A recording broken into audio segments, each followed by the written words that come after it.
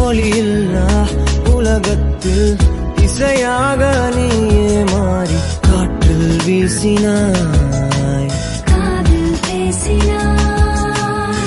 மொழியில்லா மௌனத்தில் விழியாலே வார்த்தை கோர்த்து கண்ணால் பேசினாய், கண்ணால் பேசினாய். 100 ஆண்டு உன்